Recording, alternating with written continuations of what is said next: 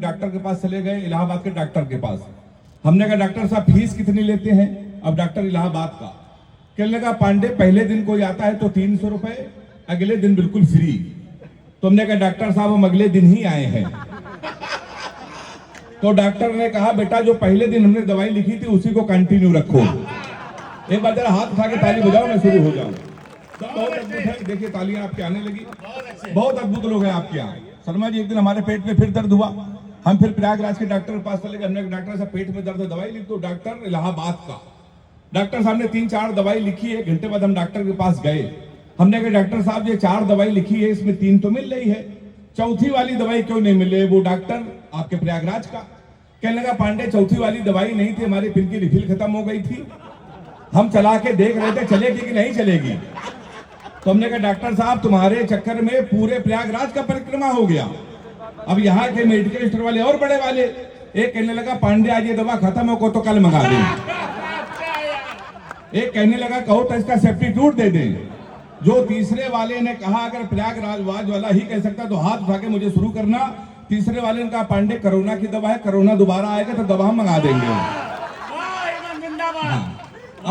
अब लग रहा है कि मुझको बिल्कुल आप शुरू हो गए हैं। मैंने आपको बताया तो सर मैं कानपुर में रहता हूँ, एक स्कूल में पढ़ाता हूँ।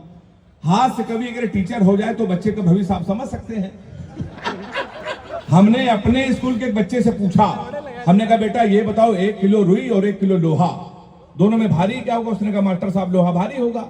मैंने कहा बेवकूफ मैं जो तुमसे कह रहा हूं कि 1 किलो रुई 1 किलो लोहा, जब दोनों 1 किलो है, रुई भी 1 किलो है, लोहा भी 1 किलो, तो लोहा कैसे भारी होगा? इसका जवाब सुनिएगा। उसने कहा मास्टर साहब आप हमको 1 किलो रुई फेंक के मारिए। अरे जोरदार ताली भाई, वाह वाह। हम आपको लोहा फेंक के मारते हैं। हमने दूसरा क्वेश्चन पूछा, हमने कहा हिंदुस्तान में सबसे तेज उड़ने वाले पंछी का क्या नाम है? उसने जवाब दिया हाथी। हमने खड़े हो जाओ तुम्हारे बाप क्या करते हैं?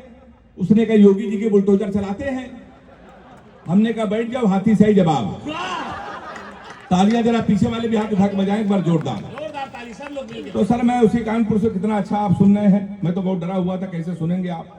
तो मैं सर मैं कानपुर का हूँ। शैलेश भैया ने बताया अभी मैं लाफ्टर शो की शूटिंग कर रहा था। हमारे बड़े भाई पद्मश्री डॉक्टर सुनील जोगी जी के आशीर्वाद से हमारे कानपुर के शान, देश के बड़े वैज्ञानिक आदरणीय सुरेश अवस्थी जी इस कवि सम्मेलन की अध्यक्षता कर रहे हैं। तो मैंने आपको बताया सर मैं लाफ्टर की शूटिंग कर रहा था 2022 में। वहां से